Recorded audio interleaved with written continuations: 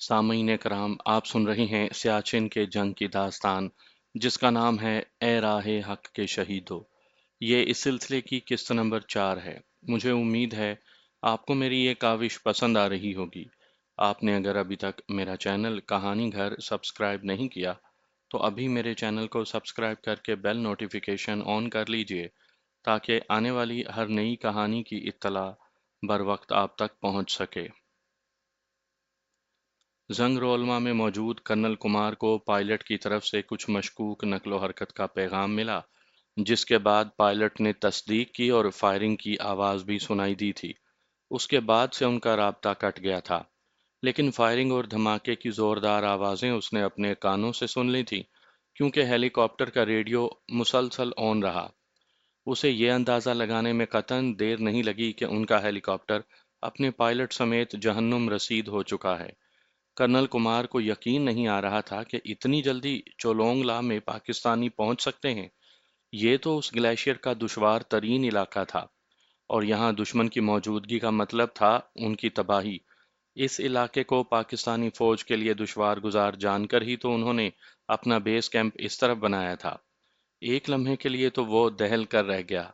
उसे समझ में नहीं आ रही थी कि उसका वास्ता इंसानों से पड़ा है या जिनों से, जो हमले के दूसरे ही दिन यहाँ मौजूद हैं। उसने खुद इस एरिया में रैकी की थी। यहाँ 15 दिन गुजारने के बाद उसने इस खतरनाक तरीन इलाके को भारतीय बेस कैंप के लिए मुंतखब किया था, लेकिन यहाँ तो मामला ही उलट रहा था। बादल नखास्ता उसने ये इतला जनरल चिब्बर तक पहुंचा दी। Oh no! बेसाख्ता जनरल चिब्बर के मुंह से निकला। उसे भी तो पहले अपने कानों पर यकीन नहीं आ रहा था। तुम्हें यकीन है कि उसे फायरिंग से गिराया गया है, कोई और वजह तो नहीं? जनरल चिब्बर ने गुस्से से होंठ चबाते हुए कहा। सर, मेरा भी यही गुमान है। फायरिंग की आवाजें साफ सुनाई दी हैं। मेजर सिंह हमारा बेहतरीन पायलट था सर। उसके लिए ये इलाका भी अजनबी नहीं था। हमारे पास सारी गुफ्तगू की रिकॉर्डिंग मौजूद है, कर्नल कुमार ने कहा। ओके, मुझे सुनाओ। जनरल चिब्बर अपनी जगह पर खड़ा रहा। कर्नल कुमार ने ऑपरेटर को इशारा किया, जिसने एक बड़ी टेप पर लगी नंबरिंग को आगे पीछे करने के बाद टेप का बटन ऑन कर दिया। मेजर सिंह की आवाज़ नुमायां थी। उसने पहले कुछ शक का इजहार किया और कहा था कि वो टारगेट को करीब से देखने जा रहा है। फिर उसकी आवाज़ सुनाई दी कि उसने टारगेट को देख लिया है और अब उन पर फायरिंग करने की इजाज़त मांगी थी। कर्नल कुमार की तरफ से इजाज़त मिलने पर उसने फायरिंग की, और चंद सानिये के बाद ही उन्हें हैवी मशीन गन की फायरिंग की आवाज़ें सुनाई दी, जिसके बाद मेजर सिंह की तरफ से बमुश्किल एक मर्तबा एसओएस की आवाज़ सुनाई दी, फिर एक ज़ोरदार धमाका। Damn it! जनरल चिब्बर गुस्से से चीख उठा। उसने खा जाने वाली नजरों से कर्नल कुमार की तरफ देखा, जो जनरल से नजरें चुरा रहा था। कर्नल, ये कैसे मुमकिन है? वो लोग यहाँ कैसे पहुंच गए? तुम्हारी रिपोर्ट्स? उसने बात अधूरी छोड़ दी।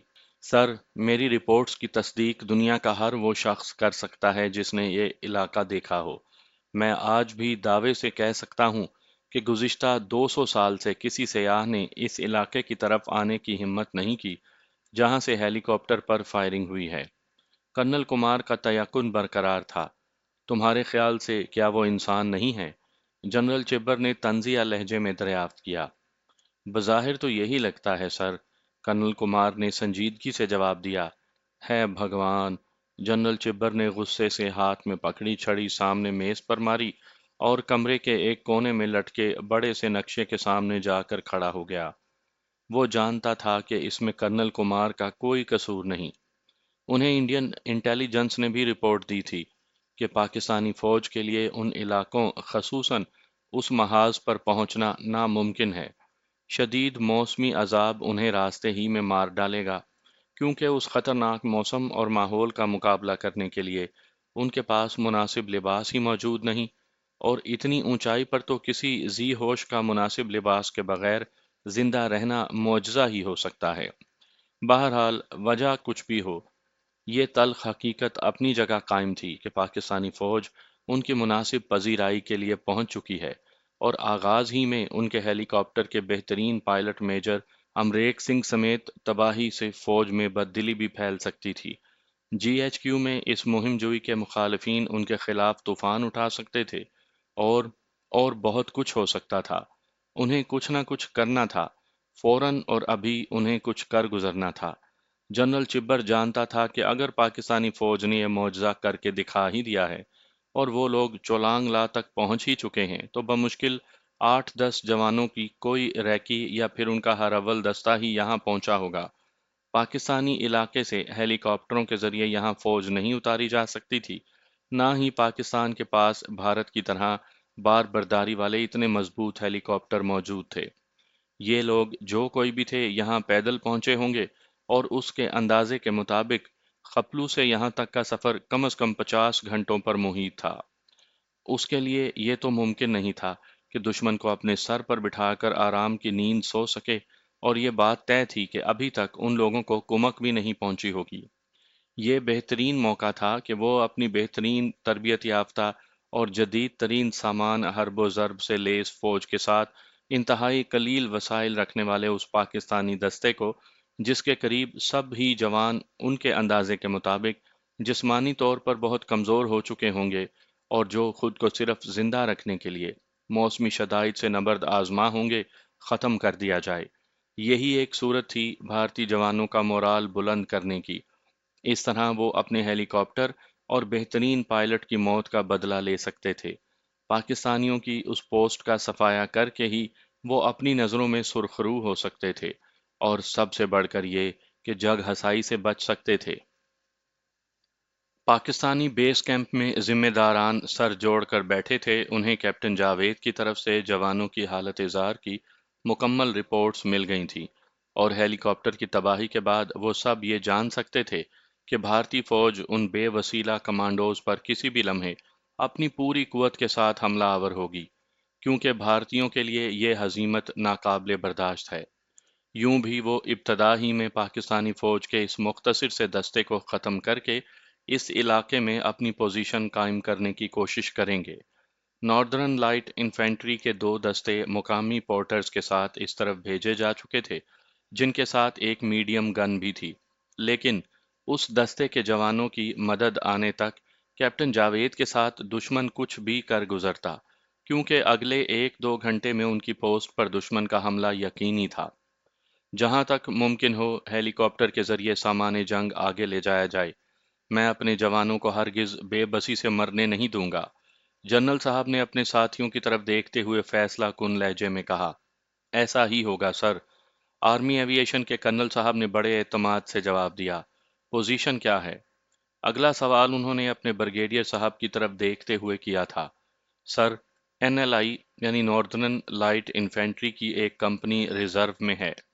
ہم نے 3-3 گھنٹے کے فرق سے 10-10 جوانوں کا گروپ بھیجنے کی حکمت عملی اپنائی ہے۔ مقامی پورٹرز بہت تعاون کر رہے ہیں۔ اگر موسم نے ہمارا ساتھ دیا تو انشاءاللہ 30-40 گھنٹوں تک ہم 8-10 گنے آگے تک لے جانے میں کامیاب ہو جائیں گے۔ بریگیڈیئر صاحب نے رپورٹ پیش کی۔ ویل ڈن، ڈٹے رہو، ہیڈ کوارٹر کو الرٹ رکھو، جوانوں کو کسی بھی طرح کوئی کمی کا احساس نہیں ہونے دینا۔ یہ کہہ کر جنرل صاحب ایوی ایشن کے کرنل کی طرف متوجہ ہوئے۔ ہمارے 3 ہیلی کاپٹر پہنچ چکے ہیں سر، اس محاذ کے لیے فی الحال یہی 3 موجود ہیں۔ 3 اور ہیلی کاپٹر باقی دونوں سیکٹرز کے لیے کام کر رہے ہیں۔ موسم کیسا بھی ہو، میں اگلے 10 منٹ میں ضروری سامان کے ساتھ پرواز کر رہا ہوں، کرنل صاحب نے فیصلہ کن لہجے میں کہا۔ اللہ تمہارا حامی و ناصر ہو، جنرل صاحب نے ان کی طرف دیکھ کر کہا، اور خود نقشے کے مختلف نشان زدہ جگہوں پر انگلی کے اشارے سے اپنے افسران کو ہدایات دیتے رہے۔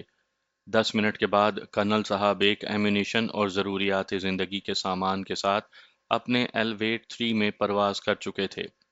انہوں نے عہد کر لیا تھا کہ جس طرح بھی ممکن ہو کیپٹن جاوید تک ہر ممکن مدد پہنچائی جائے، کیونکہ اس مرحلے پر انہیں اکیلے چھوڑنا کسی بھی فوجی کی غیرت ایمانی کے خلاف تھا۔ سپہر کے قریباً 12 بج رہے تھے جب حوالدار لہرا آصف خان نے کیپٹن جاوید کو اشارے سے اپنے نزدیک آنے کے لیے کہا، کیونکہ اس نے اپنی پوسٹ کی سمت آنے والے راستے پر کچھ مشتبہ نقل و حرکت محسوس کی تھی۔ اس وقت وہ آنکھوں سے دور بین لگائے ڈیوٹی دے رہا تھا۔ سر، ادھر، اس طرف۔ اس نے کیپٹن جاوید کے نزدیک آنے پر اسے ہاتھ کی انگلی سے ایک سمت اشارہ کرتے ہوئے بتایا۔ سورج کی گلیشیئر پر پڑنے والی چکا چوند روشنی کے عقب میں کیپٹن جاوید کو جنگی ترتیب سے آگے بڑھتے کچھ سفید پوش دکھائی دیے۔ اس نے اندازہ لگا لیا کہ یہ بھارتی فوجی ہیں، جنہوں نے جدید جنگی سرمائی وردیاں پہن رکھی ہیں، کیونکہ ان پر فضائی حملہ ممکن نہیں رہا تھا، اور دشمن نے سمجھ لیا تھا کہ پاکستانیوں نے ایسی پوزیشن لے رکھی ہیں جہاں سے وہ ہیلی کاپٹر کا مؤثر فائر ان پر نہیں گرا سکتے تھے، اس لیے ان پر زمینی حملے کا پروگرام بنایا تھا۔ کیپٹن جاوید کو اگلے ہی لمحے دشمن کی ساری حکمت عملی کا ادراک ہو گیا تھا۔ اس نے اندازہ کر لیا تھا کہ بہت جلد ان پر توپ خانے کا فائر گرایا جائے گا، جس کے بعد ہی دشمن ان پر حملہ آور ہوگا۔ دوسرے ہی لمحے وہ اپنے زخمی اور بیمار جوانوں میں موجود تھا۔ اس نے جوانوں کے درمیان سامان تقسیم کر کے انہیں 3 حصوں میں تقسیم کیا اور 3 مختلف سمتوں میں اس طرح برفیلی چوٹیوں کی آڑ میں چھپا دیا کہ دشمن کی گولہ باری سے وہ کافی حد تک محفوظ ہو گئے۔ تینوں شدید زخمی اور بیمار جوانوں کو اس نے الگ الگ رکھا تھا تاکہ ان کے ساتھی ان کا خیال رکھ سکیں۔ دشمن حملے کے لیے آگے بڑھ رہا ہے، شاید وہ پہلے ہم پر توپ خانے کا فائر گرائے گا، اور اس یقین کے بعد کہ مزاحمت باقی نہیں رہی، یا پھر یہ سمجھ کر کہ اب وہ آسانی سے ہم پر قابو پا سکتا ہے، ہم پر حملہ آور ہوگا۔ ساتھیو، آزمائش کی گھڑی آ گئی ہے۔ ہمیں آج کی آزمائش کے لیے ہی پاکستان آرمی نے تیار کیا تھا۔ آج ہمیں ثابت کرنا ہے کہ ہم جیتے جی ناقابل تسخیر ہیں۔ انتہائی نامساعد حالات کے باوجود ہمارا عزم ہی فاتح ہوگا۔ اپنے آپ کو اپنے اسلحے سمیت برفیلی چٹانوں میں چھپا لو اور اپنے سر ٹانگوں میں دے کر دشمن کی گولہ باری کا سامنا کرو، اس وقت تک جب تک کہ وہ اپنا سارا گولہ بارود پھونک کر مطمئن نہ ہو جائے۔ اللہ کی مدد پر ہمارا ایمان ہے، لیکن ہمارا یہ بھی یقین ہے کہ جلد یا بدیر ہمارے لیے کمک پہنچ جائے گی۔ میرے شیرو، تمہیں ثابت کرنا ہے کہ تم پاک آرمی کے کمانڈوز ہو۔ پوزیشن لے لو۔ اللہ اکبر! موسمی شدائد کا شکار لیکن کسی بھی جارحیت کے سامنے سد سکندری بن جانے والے کمانڈوز نے نعرہ تکبیر بلند کیا اور اپنی ساری توانائیاں مجتمع کر کے اپنی اپنی پوزیشن پر چلے گئے۔ کیپٹن جاوید خود دوربین سنبھال کر دشمن پر نظریں جما کر بیٹھ گیا۔ نائک رحمان نے وائرلیس آن رکھا تھا اور کیپٹن جاوید نے بیس کیمپ کو اپنے خدشات اور دشمنوں کے عزائم سے آگاہ کر دیا تھا۔ بیس کیمپ میں اطلاع پہنچتے ہی بے چینی پھیل گئی تھی۔ بریگیڈیئر صاحب بے قراری سے اس چھوٹے سے چھپر نما کمرے میں چکر کاٹ رہے تھے جہاں انہوں نے عارضی ہیڈ کوارٹر قائم کیا تھا۔ انہوں نے لائٹ انفینٹری کے جوانوں کو، جنہیں کیپٹن جاوید کے تعاقب میں روانہ کرنا تھا، فوراً پوسٹ رابطہ رکھنے اور جلد از جلد وہاں تک پہنچنے کا حکم دیا تھا، اور خود کیپٹن جاوید سے رابطے میں تھے۔ کیپٹن جاوید کی توقعات کے عین مطابق اگلے 6 منٹ کے بعد ان پر فائرنگ شروع ہو گئی۔ دشمن نے ان کے شمال میں پہلے سے قائم کردہ اپنی او پی پوسٹ سے ان پر فائرنگ کروائی تھی۔ وسل کی تیز آواز کے ساتھ بھارتی ہاؤٹرز سے چھوٹنے والے گولے ان کے سروں پر پھٹ رہے تھے۔ جاوید، کیا ہو رہا ہے؟ تم ٹھیک تو ہو؟ بریگیڈیئر صاحب نے سیٹ پر گولہ باری کی آواز سن کر تڑپ کر پوچھا تھا۔ سر، دشمن ایئر برسٹ فائر کر رہا ہے، کیپٹن جاوید نے رپورٹ پیش کی۔ Dam it! بریگیڈیئر صاحب غصے اور بے بسی سے بے ساختہ چلا اٹھے۔ اپنے جوانوں کا مورال بڑھائے رکھو۔ آئی ایم کمنگ مائی سن۔ انہوں نے چند لمحوں میں انتہائی خطرناک فیصلہ کر لیا تھا۔ سر پلیز، ابھی ہم زندہ ہیں سر، کیپٹن جاوید کہتا ہی رہ گیا، لیکن رابطہ منقطع ہو گیا تھا۔ بریگیڈیئر صاحب کے لیے ان حالات میں بیس کیمپ میں بیٹھنا ناقابل برداشت ہو گیا تھا۔ انہوں نے خود پرواز کر کے ان کے پاس پہنچنے کا فیصلہ کر لیا تھا۔ وہ ان حالات میں ایک لمحے کے لیے اپنے جوانوں کو کم مائگی کا احساس نہیں ہونا دینا چاہتے تھے۔ دوسرے ہی لمحے انہوں نے ایوی ایشن کے کیپٹن عارف کو طلب کر لیا تھا۔ اپنی گنیں لوڈ کرو، ہم اگلے 10 منٹ میں پرواز کرنے والے ہیں، انہوں نے کیپٹن عارف سے کہا۔ یس سر! کیپٹن عارف بھاگتا ہوا باہر آ گیا۔ اس نے اپنی زندگی میں ایسا دلیر بریگیڈیئر نہیں دیکھا تھا۔ محض اس اطلاع پر اکیلا ہی اپنے جوانوں کی مدد کے لیے نکل کھڑا ہوا تھا کہ دشمن نے ان پر حملہ کر دیا ہے۔ بریگیڈیئر صاحب نے اپنے ہیڈ کوارٹر کو اپنے فیصلے سے آگاہ کر دیا تھا۔ جنرل صاحب نے انہیں منع کرنا چاہا، لیکن ان کی درخواست پر بادل نخواستہ انہیں جانے کی اجازت دے دی۔ اس کے ساتھ ہی کمانڈوز کی ایک کمپنی کرنل صاحب کی کمان میں چولانگ لا کی طرف روانہ ہو گئی۔ اس کے ہر جوان نے اپنے معمول سے دگنا وزن اٹھا رکھا تھا۔ کیپٹن جاوید کی طرف جانے والی کمک کو جب اطلاع ملی کہ بریگیڈیئر صاحب خود اس طرف پرواز کر چکے ہیں اور کیپٹن جاوید کی پوسٹ پر دشمن نے حملہ کر دیا ہے، تو ان کا خون کھول اٹھا۔ ان کا بس نہیں چلتا تھا کہ اڑ کر اپنے ساتھیوں کی مدد کو پہنچ جائیں، اور یہاں ایک مخصوص رفتار سے زیادہ پر سفر کرنا خود کو زبردستی موت کے منہ میں دھکیلنے کے مترادف تھا۔ ان راستوں پر اٹھنے والا ایک بھی غلط قدم کسی بھی جوان کو ہزاروں فٹ گہری برفیلی قبر میں دفن کر سکتا تھا۔ اس مرحلے پر مقامی پورٹرز نے زبردست ہمت کا مظاہرہ کیا۔ گو کہ یہ راستہ ان کے لیے اجنبی تھا، لیکن ایسے راستوں پر وہ ایک عرصے سے سفر کرتے آ رہے تھے۔ انہوں نے کیپٹن جاوید اور اس کے ساتھیوں کے بنائے ہوئے راستے کو کھویا نہیں تھا اور کامیابی سے اسی پر چلتے چلے جا رہے تھے۔ ان کے سروں پر آتش و آہن پھٹ رہا تھا، ہر طرف موت رقصاں تھی۔ برف سے ڈھکے منجمد گلیشیئر کی سطح پر جب کوئی گولا گرتا تو زمین سے آسمان تک سفید اور سرخ رنگ کا ایک جال سا تن جاتا۔ کیپٹن جاوید کی طرح اس کے جوان بھی بے قابو ہو جاتے تھے۔ ان کا بس نہیں چلتا تھا کہ دشمن کو اس حملے کا منہ توڑ جواب دیں۔ وہ چاہتے تھے کہ آگے بڑھ کر کچھ کریں، لیکن اندری حالات ان کی سب سے بڑی بہادری یہی تھی کہ خود کو آئندہ کے لیے زندہ رکھنے کی کوشش کریں۔ انہوں نے واقعی اپنے سر گھٹنوں میں دے لیے تھے اور بے بسی سے اپنے سروں پر پھٹتی قیامت کا نظارہ کر رہے تھے۔ جن قدرتی پناہ گاہوں میں انہوں نے اپنے سر چھپا رکھے تھے، وہاں تک وہ بمشکل اپنا اسلحہ ہی لا پائے تھے۔ باقی تمام ضروریات زندگی ایک کونے میں قدرے کھلی جگہ پر موجود تھیں۔ اچانک ہی ایک گولہ عین اس مقام پر پھٹا اور دوسرے ہی لمحے ان کے واحد خیمے اور اس میں موجود تمام سامان کو آگ لگ گئی۔ شاید گولہ باری میں وہ اس قابل بھی نہیں تھے کہ اپنے تباہ ہوتے سامان کو ہی بچا سکیں۔ کیپٹن جاوید اپنے ہونٹ کاٹ کر رہ گیا، کیونکہ اب ان کے پاس سوائے اسلحہ، اپنی جان یا پھر فرسٹ ایڈ کے ایک باکس اور جوانوں کے جسموں سے بندھی پانی کی 2-3 بوتلوں کے اور کچھ باقی نہیں بچا تھا۔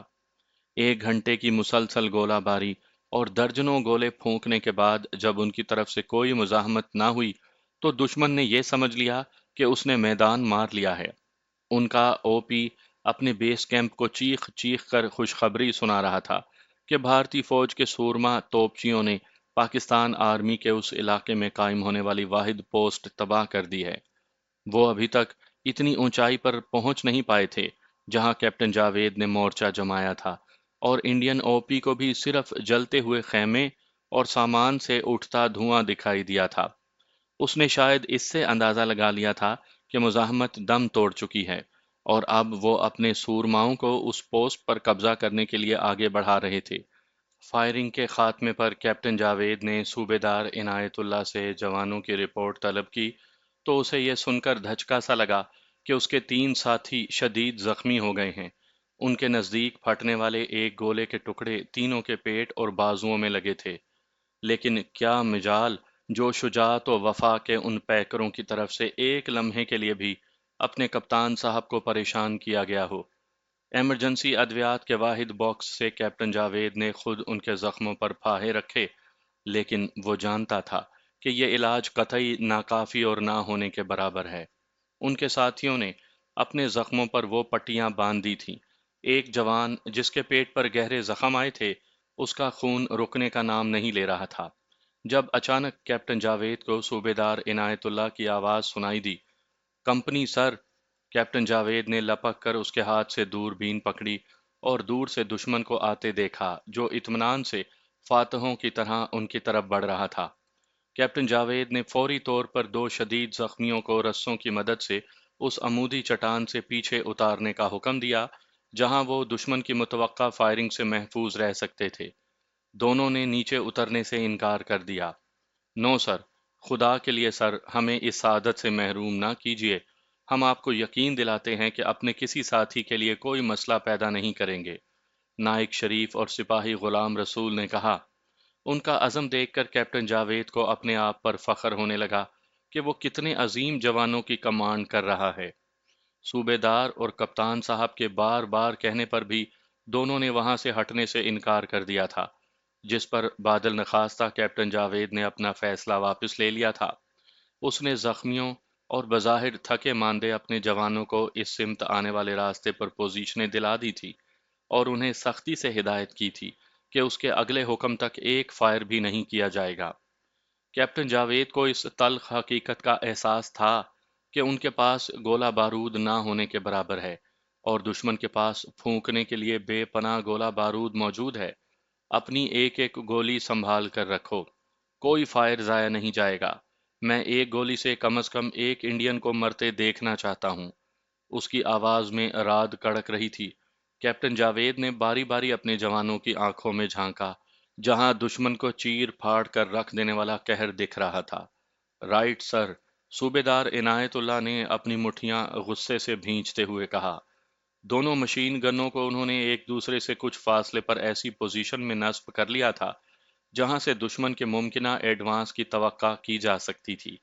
تمام کمانڈوز پھیل کر پوزیشنیں لے چکے تھے۔ یہاں زخمیوں اور صحت مندوں کی تخصیص ختم ہو گئی تھی۔ ہر انسان ایک مورچے میں تبدیل ہو چکا تھا۔ یہ بات کیپٹن جاوید اچھی طرح جانتا تھا کہ ان میں سے ہر مورچہ ناقابل تسخیر ہے۔ غنیم بھلے آتش و آہن کا سیلاب اپنے ساتھ لے کر آ رہا تھا، لیکن جب تک ان میں سے کوئی بھی کمانڈو زندہ تھا وہ اسے ختم نہیں کر سکتے تھے۔ اپنی دانست میں بھارتی فوجی یہی سمجھ کر آ رہے تھے کہ اوپر موجود پوسٹ میں شاید ہی کوئی زخمی فرسٹ ایڈ کا منتظر ہوگا اور یہاں مزاحمت کا تو سوال ہی پیدا نہیں ہوتا۔ البتہ انہوں نے احتیاط کا دامن ہاتھ سے نہیں چھوڑا تھا۔ شدید سرمائی جنگ کے لیے بطور خاص تیار کردہ اپنے گرم لباس میں وہ 18,000 فٹ کی بلندی پر قائم کیپٹن جاوید کی پوسٹ کی طرف 3 ٹکڑیوں میں بٹ کر ایڈوانس کر رہے تھے۔ پیدل ہر اول دستے آگے تھے اور ان کے عقب کو تحفظ دینے کے لیے چھوٹی توپیں ان کے ساتھ ساتھ چل رہی تھیں۔ یہ توپیں بھارتی ماؤنٹین ڈویژن کے تربیت یافتہ توپچی بڑی مہارت سے اوپر لا رہے تھے۔ اب ان کا فاصلہ کیپٹن جاوید کے ساتھیوں سے بمشکل 50 گز رہ گیا تھا۔ اس دوران کیپٹن جاوید کے جوان اپنے کانوں کو کمانڈر کی آواز کے لیے مستعد رکھے ہوئے تھے، جس نے ان کی رینج میں آنے والے بھارتیوں پر ابھی تک فائرنگ کا حکم نہیں دیا تھا۔ فائر! اچانک ہی کیپٹن جاوید للکارا۔ اللہ اکبر! کمانڈوز نے اس کی للکار پر آمنن صدقتن کہا اور اطمینان سے اپنی طرف آنے والے دشمنوں پر جہنم کے دہانے کھول دیے۔ یہ حملہ بھارتیوں کے لیے بالکل غیر متوقع تھا۔ وہ گاجر مولیوں کی طرح کٹ کٹ کر گر رہے تھے۔ پاکستانی کمانڈوز نے ایک ایک کو نشانہ لے کر مارا تھا۔ پہلے ہی حملے میں بھارتی ٹڈی دل بکھر کر رہ گیا۔ بھارتی فوج کے درجنوں جوان ایک گولی فائر کیے بغیر مارے گئے، جبکہ باقی منتشر ہو گئے۔ ان کی بوکھلاہٹ کا اندازہ ان کے وائرلیس سے نشر ہونے والے پیغامات کے ذریعے، جو کیپٹن جاوید کو اپنے سیٹ پر ہی سنائی دے رہے تھے، وہ بخوبی کر سکتا تھا۔ پہلے ہی حملے نے بھارتیوں کو بکھیر کر رکھ دیا، لیکن وہ بھی بھارتی فوج کے انتہائی تربیت یافتہ کمانڈوز تھے۔ جلد ہی سنبھل کر انہوں نے جوابی حملے کا آغاز کر دیا۔ اپنے جوابی حملے کی ابتدا انہوں نے پہلے سے نصب گنوں سے فائر کے ذریعے کی اور ایک مرتبہ پھر کیپٹن جاوید اور اس کے ساتھیوں کے سروں پر ایئر برسٹ پھٹنے لگے۔ اس گولہ باری کا وہ کوئی جواب نہیں دے سکتے تھے۔ اس مرتبہ وہ قدرے محفوظ تھے۔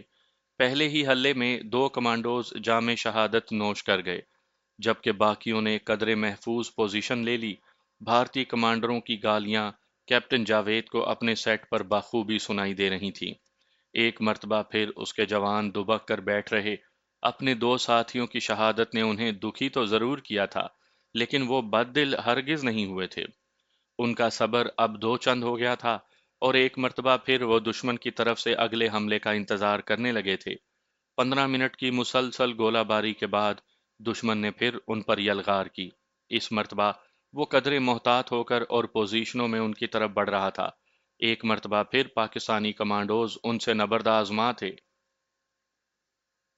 کمانڈوز کے پاس صرف 2 مشین گنیں تھیں یا پھر اپنا معمول کا اسلحہ، جس کا وہ اپنے کپتان صاحب کے حکم کے مطابق بہت سوچ سمجھ کر جواب دے رہے تھے۔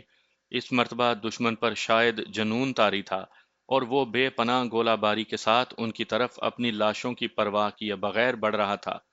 نائک شریف شدت غضب سے ایک نظر دشمن پر ڈالتا اور دوسری نظر اپنے شہید ساتھیوں پر، تو اس کا خون کھولنے لگتا۔ اس کی سمت سے 10-12 بھارتی مسلسل آگے بڑھ رہے تھے۔ اس کی وجہ وہ بڑی مشین گن تھی جسے ایک قدرے محفوظ آڑ میں رکھ کر اس سے قریباً 20-25 فٹ دور سے دشمن ان پر فائرنگ کر رہا تھا۔ اس مشین کی مسلسل فائرنگ کا جواب نائک شریف سوائے اپنے G3 کے اور کسی چیز سے نہیں دے سکتا تھا۔ دشمن اس مرتبہ اتنا کارگر اور مؤثر فائر کر رہا تھا کہ دونوں سمتوں میں موجود ان کی مشین گنیں بمشکل انہیں روک پا رہی تھیں، اور ان کے گنر اس پوزیشن میں نہیں تھے کہ نائک شریف کی طرف کوئی مددگار فائر گرا سکتے۔ اچانک ہی اس کے داہنے ہاتھ پر موجود سپاہی فوردل خان کی کرا سنائی دی۔ شریف نے دیکھا خون کا فوارہ اس کے سینے سے اچھلا اور اس کی گردن ایک طرف ڈھلک گئی۔ اب اس سمت پر مزاحمت نہ ہونے کے برابر تھی، اور نائک شریف محسوس کر رہا تھا کہ دشمن اس سمت سے ایڈوانس کر کے اوپر آ سکتا ہے۔ نائک شریف کے پیٹ پر بندھی پٹی اب خون سے سرخ ہو کر بھیگ رہی تھی۔ اس کے لیے زیادہ دیر تک ایک ہی پوزیشن میں رہ کر فائرنگ کرنا بھی ممکن نہیں رہا تھا، اور اب یہ احساس بھی اس کی جان کو آنے لگا تھا کہ دشمن اس کی سمت سے آگے بڑھ کر ضرور پوسٹ تک پہنچ جائے گا، کیونکہ زیادہ دیر تک اس کے لیے فائر کرنا بھی ممکن نہیں رہا تھا۔ دوسری طرف کیپٹن جاوید نے چلاتے ہوئے انہیں دوبارہ وارننگ کے انداز میں ایک ایک گولی سنبھال کر رکھنے اور دشمن کے نزدیک آنے کے انتظار کے لیے کہا۔ اس سیکشن کے کمانڈوز کو اس تلخ حقیقت کا شدت سے احساس تھا کہ ان کے پاس گولہ بارود نہ ہونے کے برابر رہ گیا ہے، اور وہ ایک ایسی لڑائی لڑ رہے ہیں جس کو زیادہ دیر تک جاری رکھنے کے وہ اور کوئی کارنامہ انجام نہیں دے پائیں گے۔ اگر کمک پہنچنے میں اور دیر لگ گئی تو وہ سب ایک ایک کر کے شہید ہو جائیں گے، کیونکہ ان میں سے کوئی ایسا کمانڈو نہیں تھا جس سے یہ امید دشمن کر سکتا کہ وہ زندہ حالت میں گرفتاری پیش کر دے گا۔ نائک شریف کے پاس شاید آخری چند گولیاں باقی رہ گئی تھیں، اور اس کی آنکھوں کے سامنے ایک ناقابل برداشت منظر موجود تھا۔ دشمن نے اس سمت میں جو مشین گن نصب کی تھی اسے اب آگے بڑھا رہا تھا۔ شاید انہیں بھی نائک شریف کی کمزوری کا علم ہو گیا تھا۔ اچانک ہی نائک شریف کو اپنے دائیں پہلو پر جے ہند کے نعرے سنائی دیے، اور وہ تل ملا کر رہ گیا کہ اس کے دائیں سمت ایک محفوظ آڑ سے 5-6 انڈین فوجی میدان خالی دیکھ کر اوپر چڑھتے آ رہے تھے۔ انہوں نے اپنے رسے بھی اپنے پیچھے آنے والوں کے لیے آسانی کے لیے پہاڑ کی عمودی سطح پر ٹھونک کر لٹکا دیے تھے، تاکہ ان کے پیچھے آنے والے ان رسوں کی مدد سے اوپر چڑھ سکیں۔ شاید یہ ایڈوانس فوج کا ہر اول دستہ تھا۔ نائک شریف کے لیے اب کچھ بھی قابل برداشت نہیں رہا تھا۔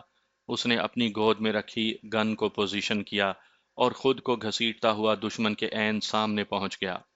ان کے وہم و گمان میں بھی یہ بات نہیں تھی کہ یہاں کوئی یمراج یعنی موت کا فرشتہ ان کا منتظر ہے۔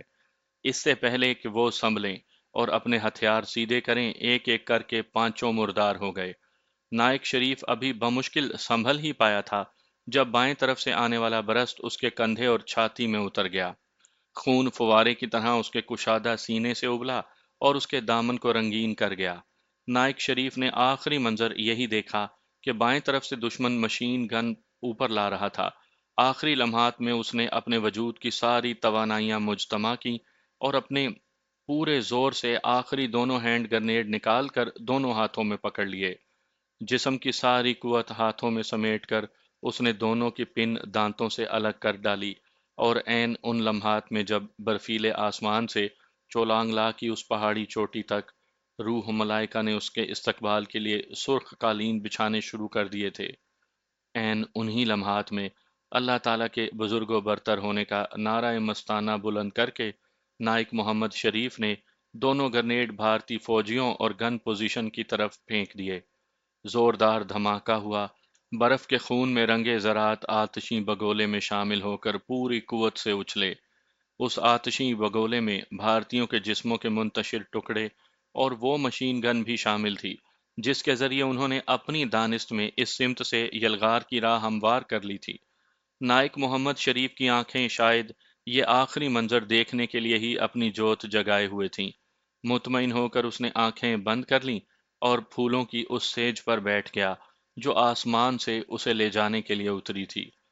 سیالکوٹ کی تحصیل شکرگڑھ کے اسی گاؤں میں جب مؤذن عصر کی اذان بلند کر رہا تھا، عین انہی لمحات میں اس گاؤں کا شیر دل کمانڈو نائک شریف اپنی جان آفریں کو سونپ کر آسمان سے زمین تک اپنے لیے بچھے سرخ قالینوں پر سفر کرتا جنت کی ان آرام گاہوں کی طرف محو سفر تھا جہاں حوریں دیدہ دل فرش راہ کیے اس کی منتظر تھیں۔ سپاہی محمد خان نے زوردار دھماکے پر جب اس طرف پلٹ کر دیکھا تو نائک محمد شریف کی 50 انچ چوڑی چھاتی پر بہادری اور فخر کے سارے اعزازات سجے ہوئے تھے، اور خود برفیلے پتھر سے ٹیک لگائے اپنی گن گود میں رکھے اسی طرح چوکڑی مارے بیٹھا تھا، جیسے دشمن کو کہہ رہا ہو کہ خبردار اس سمت سے آگے بڑھنے کی ہمت نہ کرنا۔ استاد جی، سپاہی محمد خان کے منہ سے بے ساختہ نکلا، اور وہ رول کرتا ہوا نائک محمد شریف تک پہنچا۔ اس نے نائک شریف کو دونوں ہاتھوں سے قریباً جھنجھوڑ کر جگانا چاہا، لیکن شہید کے ہونٹوں پر جمی مسکراہٹ امر ہو گئی۔ سپاہی محمد خان کو یقین نہیں آ رہا تھا کہ اس کا ہی نہیں، اس کے کپتان صاحب اور اس یونٹ کے درجنوں کمانڈوز کا استاد جی شہید ہو چکا تھا۔ نامحسوس طور پر اس کی دونوں آنکھوں سے گرم آنسوؤں کے قطرے گالوں تک آ گئے۔ اس نے بڑبڑاتے ہوئے انا للہ و انا الیہ راجعون کہا اور اپنی گن سمیت رول کرتا ہوا اپنی پوزیشن کی طرف لوٹ آیا۔ اس کا غضب دو چند ہو چکا تھا۔ اس کے اندر کھولتے خون نے باہر کی سردی کا احساس ہی جیسے ختم کر دیا ہو۔ یہ سمت قدرے محفوظ ہو چکی تھی کیونکہ اس نے اپنے استاد جی سے نشانے بازی کی تربیت لی تھی اور اپنی ہر گولی سے ایک دشمن مردار کیا تھا۔ کیپٹن جاوید ہر مورچے پر جا کر خود اپنے جوانوں کے حوصلے بڑھا رہا تھا، ان کی نگرانی کر رہا تھا۔ جب نزدیکی چٹان پر پھٹنے والی گولیوں سے برف کا ایک پتھریلا ٹکڑا اڑ کر اس کے سر کی دائیں سمت لگا اور تیز ٹیس اٹھی جس نے ایک لمحے میں سارے سر کو اپنی لپیٹ میں لے لیا، کیپٹن جاوید نے فوراً ہاتھ اپنے ماتھے پر رکھا تو اس کا دستانہ خون سے بھیگ گیا۔ خیریت گزری کہ گولی یا پتھر کا ٹکڑا اندر داخل نہیں ہوا تھا۔ اس نے ایک طرف ہٹ کر چٹان سے ٹیک لگاتے ہوئے اپنے ہاتھ میں پہنے دستانے سے آنکھوں کی طرف اترنے والے خون کو ماتھے پر سے صاف کیا تو سپاہی جان شیر کی نظر اس پر پڑی۔ سر، جان شیر تڑپ کر اس کی طرف لپکا۔ کچھ نہیں، معمولی زخم ہے۔ اس نے ہاتھ کے اشارے سے جان شیر کو تسلی دی جو اس کے نزدیک پہنچ چکا تھا۔ جان شیر اپنے سر کو زخمی دیکھ کر گھبرا گیا، لیکن دوسرے ہی لمحے اس نے اپنے حواس قائم کر لیے۔ اپنی فیلڈ پٹی اس نے 2 منٹ کے اندر کیپٹن جاوید کے سر پر باندھ کر وقتی طور پر خون بند کر دیا تھا۔ کیپٹن جاوید نے اس اثنا میں سر پر دوبارہ گرم ٹوپی پہن لی اور اٹھ کھڑا ہوا۔ جان شیر، کسی کو علم نہ ہو، چوکس رہنا۔ اس نے اپنے جوان کو ہدایت دی اور سپاہی محمد خان کی طرف چل دیا کیونکہ اس کی سمت سے زوردار دھماکے کی آواز بھی آئی تھی۔ محمد خان، خیریت؟ اس نے جھکتے ہوئے محمد خان کے نزدیک پہنچ کر پوچھا، جس کے سامنے 20 گز کے فاصلے پر 7-8 بھارتیوں کی لاشیں پڑی تھیں۔ سر، استاد جی شہید ہو گئے، رندے ہوئے گلے سے محمد خان نے کہا، اور کیپٹن جاوید کے سارے بدن میں جھنجھناہٹ پھیل گئی۔ کیا؟ اسے شاید اپنے کانوں پر یقین نہیں آ رہا تھا۔ یس سر، استاد شریف صاحب شہید ہو گئے۔ محمد خان کے آنسو باقاعدہ جاری تھے۔ انا للہ، کیپٹن جاوید نے بھرائی آواز سے کہا۔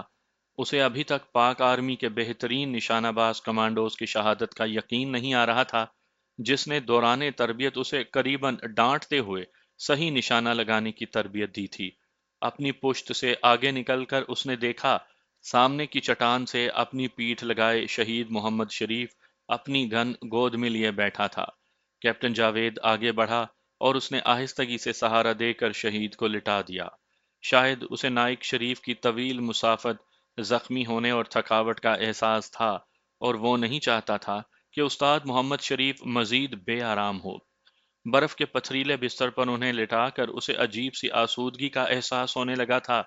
محمد شریف نشانے بازی میں ہمیشہ نمبر 1 رہتے تھے۔ آج شہادت میں بھی وہ اپنی کمپنی میں پہلے نمبر پر آ گئے تھے۔ کیپٹن جاوید نے اپنا دایاں ہاتھ ماتھے تک لے جا کر انہیں نظر گزاری اور وہاں سے ہٹ گیا۔ کرنل کیانی کے لیے موسم اور راستے کبھی زیادہ اہمیت کے حامل نہیں رہے تھے۔ اس کا شمار ایوی ایشن کے ان پائلٹوں میں ہوتا تھا جو سب کچھ کر گزرنے کا حوصلہ رکھتے تھے۔ انتہائی پیچیدہ پہاڑی سلسلوں میں پرواز کرتے ہوئے ٹارگٹ تک پہنچنا اور اپنے جوانوں کو وہاں تک پہنچانا اس کے لیے معمول کی باتیں تھیں، لیکن سالتورو کے اس برفیلے جہنم پر پرواز کرتے ہوئے نہ جانے کیوں اسے اپنے بدن میں خون منجمد سا ہونے کا احساس ہونے لگا۔ بیس کیمپ کے نقشے کو ذہن میں رکھتے ہوئے وہ برفیلے پہاڑوں کے بیچوں بیچ راستہ بناتا ہوا اب قریباً اسی مقام تک آ گیا تھا جسے محاذ جنگ کہا جا سکتا تھا۔ کیپٹن جاوید سے ریڈیو پر اس کا رابطہ ہو چکا تھا اور یہ اطلاع اس کے لہو میں برق دوڑا گئی تھی کہ پچھلے 2 گھنٹوں سے کیپٹن جاوید کے زخمی اور بے وسیلہ کمانڈوز دشمن کے حملوں کو پسپا کر رہے ہیں۔ ان کا گولہ بارود قریباً ختم ہو رہا تھا اور اب وہ قریباً آخری گولی اور آخری آدمی کے مرحلے تک آن پہنچے تھے۔ سر، ہماری طرف آنا ممکن نہیں ہے۔ کوئی راستہ نہیں ملے گا۔ میں نے اس علاقے کا سروے کر رکھا ہے۔ کیپٹن جاوید کی آواز سنائی دی۔ ایک راستہ ہے۔ کیپٹن جاوید کو کرنل کیانی کی آواز سنائی دی اور انہوں نے رابطہ منقطع کر دیا۔ جاوید نے جان لیا تھا کہ کرنل کیانی کے اس فکرے کا مطلب کیا ہے۔ اس بات میں کوئی شک نہیں کہ وہ جنوب کی طرف سے ان تک پہنچ نہیں سکتے تھے، لیکن انہوں نے اپنی فوجی زندگی کا خودکشی کی حد تک خطرناک فیصلہ شاید کر لیا تھا اور اب اسی پر عمل کرنے جا رہے تھے۔ اچانک ہی کرنل کیانی نے اپنے چاپر یعنی ہیلی کاپٹر کا رخ شمال کی طرف موڑ دیا اور اب وہ قدرے نیچے پہاڑی راستوں سے دشمن کے علاقے کی طرف جا رہے تھے۔ انہوں نے دشمن کی متوقع پوزیشنوں کے اوپر سے گزرتے ہوئے اسی راستے سے اپنے جوانوں تک پہنچنے کا عزم کر لیا تھا جس راستے سے دشمن ان پر حملہ آور ہو رہا تھا۔ یہ راستہ بالکل غیر محفوظ تھا اور دنیا کی کسی فوج کا پائلٹ کبھی اس طرف جانے کا خطرہ مول نہیں لے سکتا تھا، لیکن کرنل کیانی کو احساس تھا کہ اگر انہوں نے یہ خطرناک فیصلہ نہ کیا تو ایک ایک کر کے تمام کمانڈوز دشمن یا پھر موسم کے ہاتھوں مارے جائیں گے، اور انہوں نے اپنی جان پر کھیل کر دشمن کے سینے پر مونگ ڈلتے ہوئے جو پوسٹ بنائی ہے اس پر قابض ہونے کے بعد دشمن اپنی سپلائی کے راستے محفوظ کر لے گا۔ ایسا نہیں ہونا چاہیے تھا۔ اگر یہی کچھ ہونا تھا تو پھر اتنی ریاضت کی ضرورت ہی کیا تھی؟ سیاچن کے اس برفیلے جہنم میں تو گھاس کی ایک پتی بھی نہیں اگتی تھی۔ اس زمین پر سوائے موت کے اور کچھ موجود نہیں تھا۔ آخر انہیں اس طرح آگے بڑھ کر موت کو گلے لگانے کی ضرورت ہی کیا تھی؟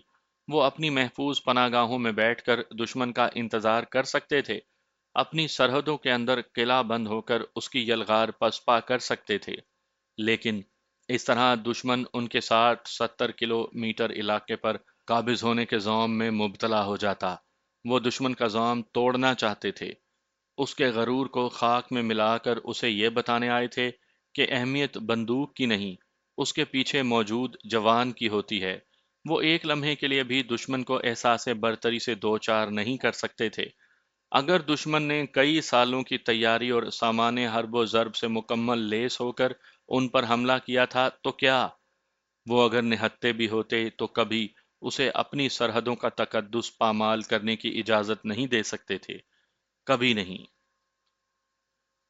لانس نائک حسن شاہ نے نائک شریف والی پوزیشن سنبھال لی تھی۔ اس کے داہنے ہاتھ نائک شریف شہید کی لاش پڑی تھی اور بائیں طرف وہ اپنی گن اور بچی ہوئی چند درجن گولیوں کے ساتھ پتھریلی چٹان سے ٹیک لگائے سامنے کے راستے پر نظریں جمائے بیٹھا تھا۔ اس طرف سے فائر تو آ رہا تھا، لیکن ابھی تک فائر کرنے والے دکھائی نہیں دے رہے تھے۔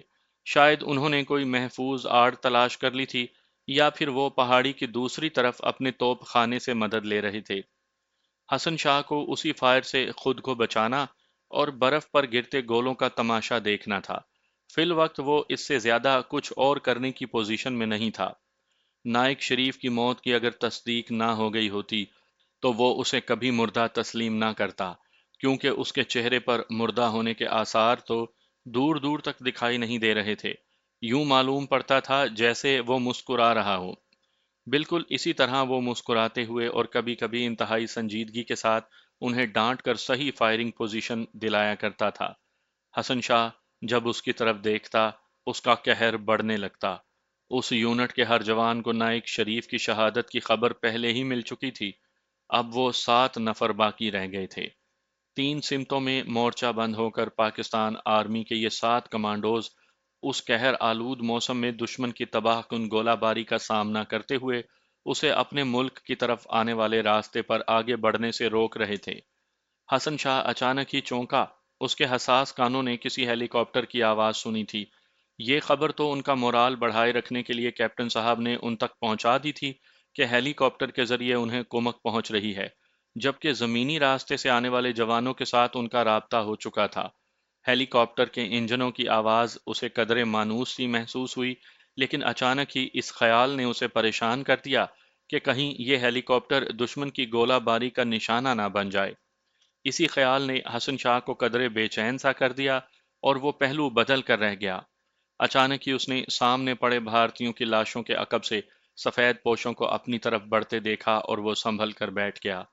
نائک شریف کی شہادت کے بعد اسی سمت سے رکنے والی فائرنگ کے بعد دشمن کو یقین ہو چلا تھا کہ یہ سمت محفوظ ہو گئی ہے، اور اب میدان خالی دیکھ کر ہی وہ اس طرف دوبارہ یلغار کر رہے تھے۔ کسی بھی ممکنہ مزاحمت کے پیش نظر انہوں نے قریباً 15-20 منٹ مسلسل اس سمت گولہ باری کروائی تھی، اور اب ان کے پاس اس یقین کے کافی شواہد موجود تھے کہ اس طرف سے مزاحمت مکمل دم توڑ چکی ہوگی۔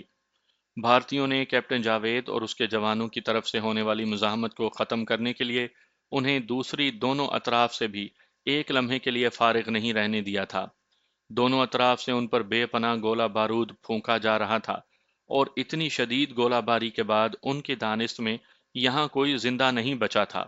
جنگی اصول کے مطابق ایک مرتبہ پھر شدید گولہ باری کے بعد میدان صاف ہونے پر وہ آگے بڑھ رہے تھے۔